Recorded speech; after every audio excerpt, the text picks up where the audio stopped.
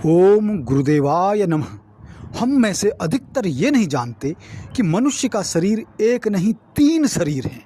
एक शरीर तो हमारा जो दिखता है इसे स्थूल शरीर कहते हैं। इसके अलावा दूसरा होता है कारण शरीर, जो हमारे मन, बुद्धि, अहंकार और कर्मों का कारक होता है।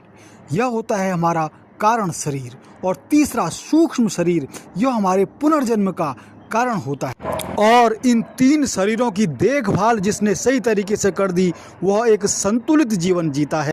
स्थूल शरीर का हमारा निवास स्थान होता है नाभि, और हृदय होता है सूक्ष्म शरीर का निवास स्थान, और वहीं मस्तिष्क होता है हमारे कारण शरीर का निवास स्थान।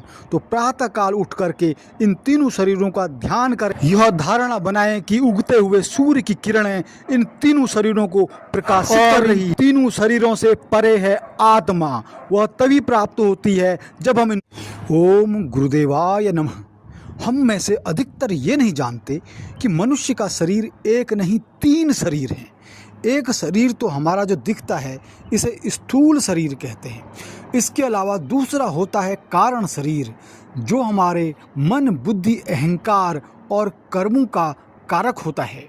यह होता है हमारा कारण शरीर। और तीसरा सूक्ष्म शरीर, यह हमारे पुनर्जन्म का कारण होता है। और इन 3 शरीरों की देखभाल जिसने सही तरीके से कर दी, वह एक संतुलित जीवन जीता है।